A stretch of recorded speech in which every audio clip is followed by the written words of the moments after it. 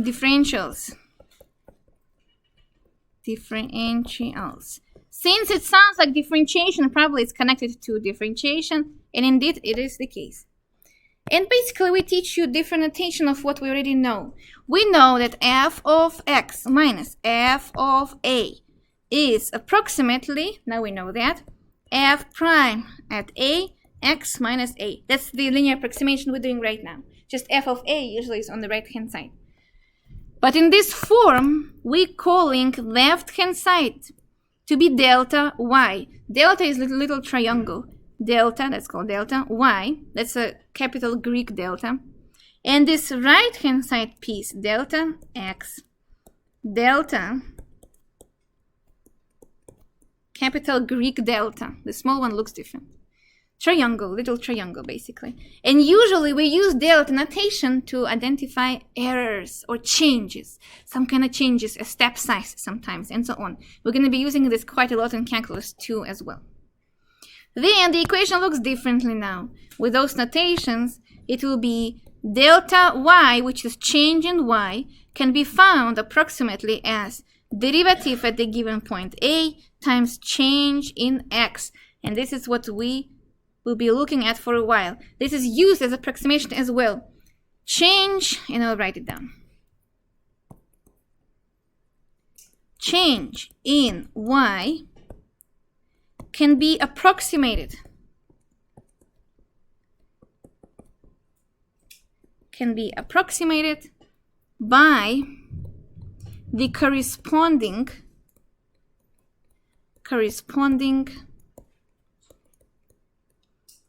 change in x. But not only, change in x is multiplied by the derivative. So what we're saying is magnified or diminished. What does it mean, magnified or diminished? Magnified means what? Increased, right? Or diminished means decreased.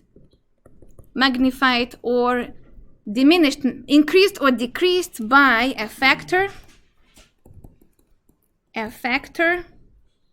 of f prime at a, and that's rate of change if you think about it, or derivative, or how fast something changed. So the function tells me some kind of rule, and I know the change in x. I know how much my input changed. I used to be selling 30,000 cups in my business model. Now I'm selling 40,000 cups. I know the change in my input. I'm curious to approximate in the future my profit from the business as change in y, if I know how fast customers keep buying my items, cups. So that's exactly the idea here. Change in x times derivative, how fast the products are going away, will give me the approximation of how much my profit will be of the business I'm selling, even though I'm not there yet. I'm not in the future, but I can have a future approximation. That's a kind of big idea here. And also, I like explaining using distances and velocities, because I think you guys getting it.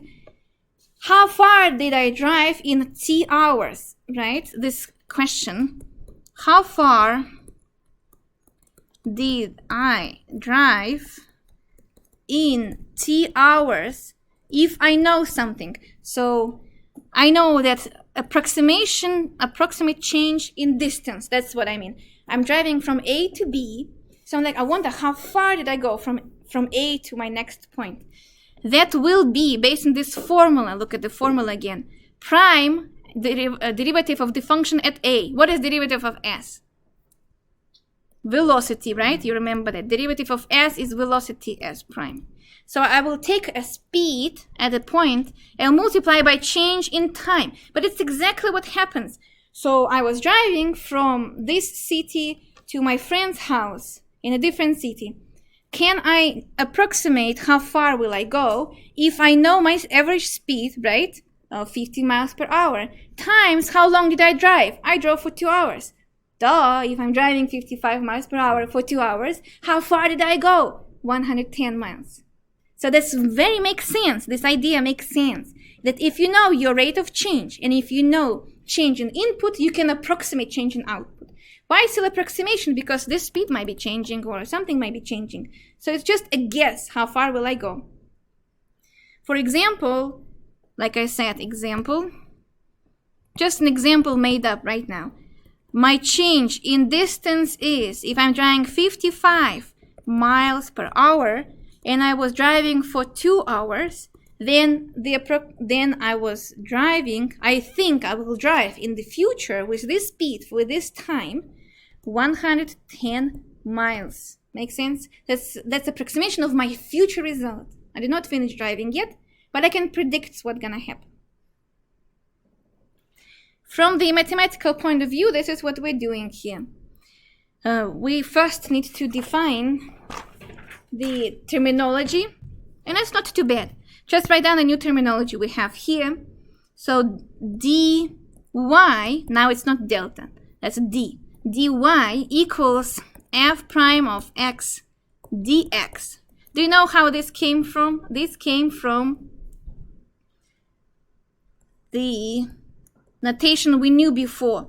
Dy over dx equals f prime. So think how funny what we just did. We were teaching you, this is one notation, dy over dx. Don't break it into pieces. No, it's not a fraction. It's not division here. That's a notation of the derivative. And now guess what? A couple classes later, we just did it. We just broke it into pieces. We multiplied both sides by dx. And a new notation showed up. Dy equals derivative times dx. Ridiculous. But we did it for one purpose, to call those pieces. The piece on the left, dy, now has a name, differential dy, and the piece on the right, dx, also differential, but with respect to change in x and change in y. So that's why we call this topic differentials. And we ask you to find them because each tells you some kind of error or some kind of approximation or some kind of change. And when we ask you to find that, the question is basically not to freak out and use chain rule or whatever you need to use to find the derivative of the function. Example, find dy for y equals 4 minus 6x squared raised to the 1/3. 1/3. You know that dy over dx is a derivative of the function. And now what we ask you to find is dy equals the derivative of the function times dx. Well, what is derivative of this function? We're using chain rule here.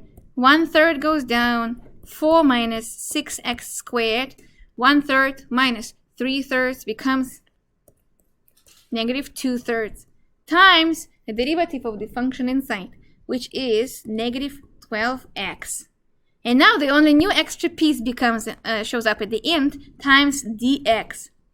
So dy equals the derivative, this is my derivative over here, f prime of x times dx. And this is the answer. We just want you basically to rename the piece of the differentiation process. And that's what we call differential for y, with a differential for x on the right hand side. Kind of done, so don't overthink those questions when you see them. It's also interchangeable because so when you split it the differential to dy over dx into dy equals, can you also switch over f prime, so dy divided by f prime? Yeah, I do not see people doing that, but you can do it. So for this case, we just wanted to name the top and the bottom differently because these have applications. And in general, don't see it at different pieces. In general, it's a one notation, dy over dx. But when we ask you to find differentials, that's what we want you to do. Just find a derivative and multiply it by dx at the end. The applications of these are pretty fun. For example, if applications are very interesting. For example, if I have a radius of a sphere, and I ask you, students, I give you a balloon, and I measure the radius. It's hard to measure the radius if you cannot go inside of the balloon.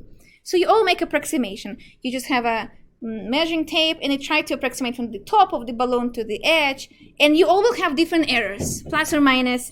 And we say the biggest error from all of you did was 0.05 centimeters. So that's the worst situation. And how will the volume will be changed with this possible biggest error? That's exactly the example of finding differential dV. Differential dV will tell you the worst situation with the worst error if I'm plugging the worst messed up radius into the formula of the volume, which is 4 pi r squared, which is 4/3 pi r cubed. And differential will tell me the worst scenario with this most clumsy student that made a horrible measurement of the radius will be only 0.05 cubic centimeters off of the actual result. That's the applications of differentials.